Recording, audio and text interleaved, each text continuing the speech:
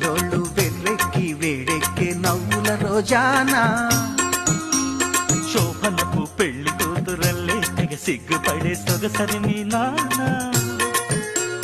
బెల్లం ముక్క లాంటి బుల్లి గడ్డమున్న సౌందర్య